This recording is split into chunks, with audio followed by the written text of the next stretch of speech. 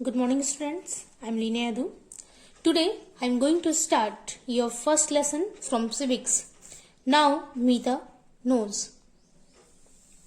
In this lesson, Meeta knows about something new that she never heard before.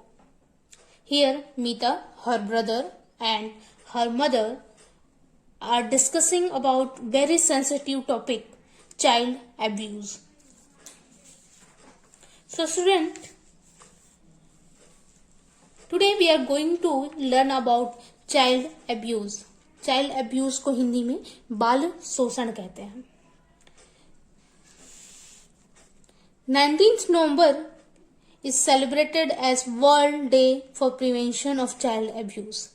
Prevention of child abuse means बाल शोषण से मुक्ति. World health organisation WHO ने 19th नवंबर को world day for prevention of child abuse declare किया है. So student,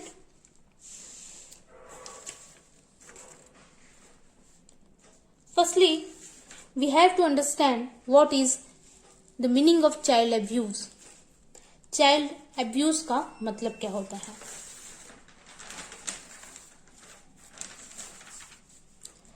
Child abuse means all forms of physical or emotional ill treatment, sexual abuse, neglect or negligent treatment, or commercial or other exploitation resulting in actual or potential harm to the child's health, survival, development or dignity in the context of a relationship of responsibility, trust or power.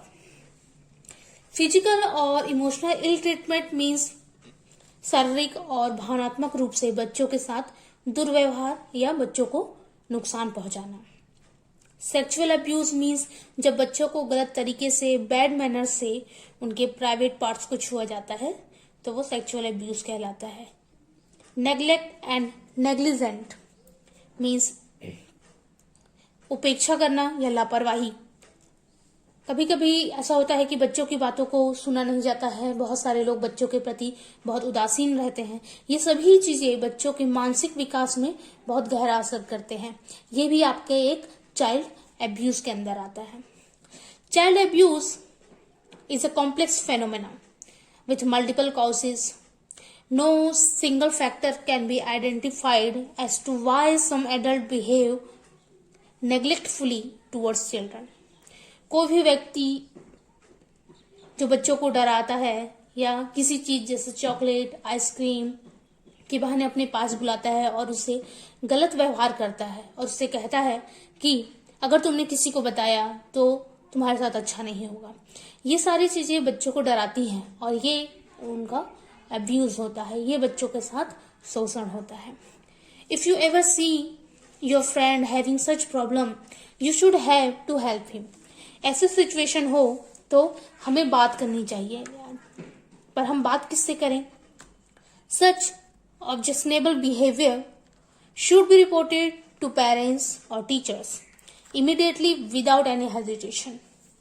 ऐसे situation में हमें अपने parents, teachers से बिना किसी डर और घबराहट के बात करनी चाहिए. Most of the time, parents and other elders of the family feel that it is not necessary to believe or pay attention to what children say because they have a notion that nothing bad could happen to their children at home. बहुत सारे parents ऐसे होते हैं या बहुत सारे परिवार के लोग ऐसे होते हैं जो ये बिलीव करते हैं, उनके मन में एक बात होती है कि हमारे बच्चों को घर में कुछ नहीं हो सकता. But this is not true. Fact is that unpleasant incident can happen anywhere with children. ऐसे सिचुएशन कभी भी किसी के साथ, किसी भी बच्चे के साथ कहीं पे भी हो सकती है. This can be happen to any child whether it is a boy or a girl. ये फर्क नहीं पड़ता कि बच्चे बॉय हैं या गर्ल है. ये सिचुएशन कोई भी बच्चा फेस कर सकता है. So it is very necessary that every parent, teacher and elder pay attention to what children have to say. इसलिए बहुत जरूरी हो जाता है कि बच्चे की भावनाओं को पेरेंट्स और टीचर समझे, उनके प्रति बहुत अटेंशन रखें और उन्हें ये एहसास करवाएं कि हम उनका ख्याल रखते हैं, हम उनसे बहुत प्यार करते हैं, ताकि वो बिना किसी हेजिटेशन के ऐसी कोई भी बात हमसे शेयर करने से पहले ना घबराएं। Then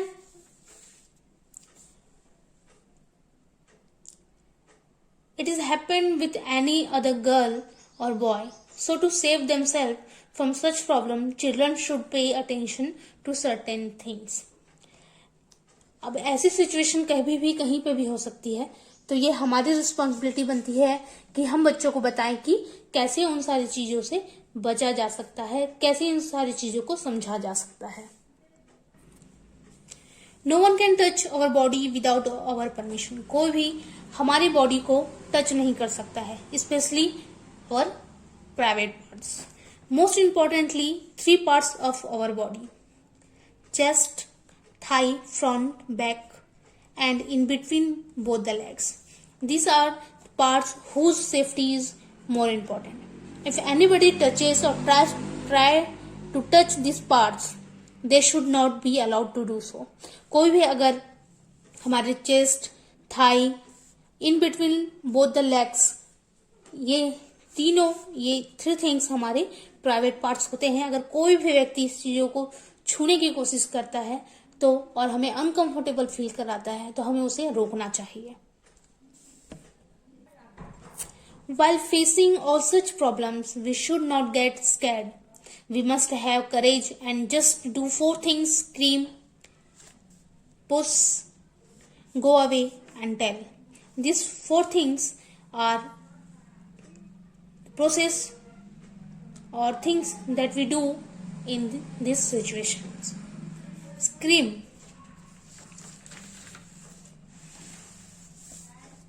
Scream means if anyone touches those parts of our body and if we don't like it, then we should object and scream out loudly saying no. अगर कोई हमारी प्राइवेट पार्ट्स को टच करने की कोशिश करे और वह हमें अनकंफर्टेबल फील करवाए तो हमें उसे रोकना चाहिए और चिल्लाकर नो कहना चाहिए।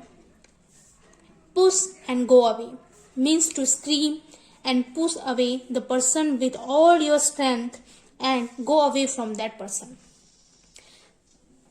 Push and go away मतलब सामने वालों को आप अपने पूरी ताकत के साथ उसे हटाएं, उसे अपने आप से दूर करें और चिल्लाकर उसे अपने से दूर करें, चिल्लाएं और खुद वहां से बाहर चले जाएं और खुद उससे दूर हो जाएं। Tell means to inform parents, teachers or people who truly love us or whom we trust. Tell means बताना, जो इंसिडेंट हुआ है, जो गलत बात हुई है उसके बारे में अपने पेरेंट्स को इन्फॉर्म करें, अपने टीचर्स को बताएं और या उन्हें बताएं जिस पे आपको भरोसा हो। But if there is no one around you, the child can also dial the child helpline number 1098. Here the child helpline number 1098. They can get immediate help. अगर बच्चे ऐसे सिचुएशन में हैं और वहां आसपास कोई नहीं है तो वो अपने हेल्प के लिए चाइल्ड हेल्पलाइन नंबर यूज कर सकते हैं जो है 1098. So student, inform your friends about this so that they can also protect themselves in times of need. जब भी उनको जरूरत हो तो वो ये सारी इंफॉर्मेशन को यूज कर सके और अपने प्रोटेक्शन के लिए तैयार रहें। Here some important point to pay attention. Protest. Object to it if anyone touches, caresses or kisses body parts like chest, thighs, cheeks, etc. Protest means विरोध करना। अगर कोई आपके शरीर के प्राइवेट पार्ट्स को छुए, सहलाए या किस करने की कोशिश करे तो ऐसी क्रियाओं के लिए आप उनका विरोध करें और उनसे दूर रहें। Grievances. Such objectionable behavior should be reported to parents or teachers immediately without any hesitation. Grievance means शिकायत करना। ऐसी किसी भी सिचुएशन में अगर है या किसी के साथ हो रही हो तो उसके बारे में आप अपने पेरेंट्स, टीचर को बिना किसी डर और घबराहट के बताएं। Use of helpline. If needed, dial child helpline number 1098 and ensure that the culprits are punished. ऐसे सिचुएशन हो और आपके पास कोई ना हो तो आप हेल्पलाइन नंबर का यूज कर सकते हैं और ये श्योर करें कि जो कल्प्रिट है, जो गलत व्यक्ति है, जिनने आपके साथ गलत व्यवहार किया है, उसे सजा मिले.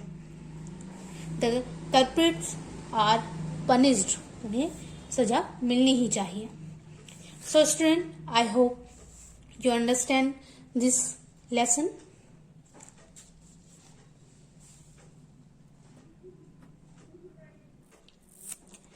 If you read this lesson, you understand better.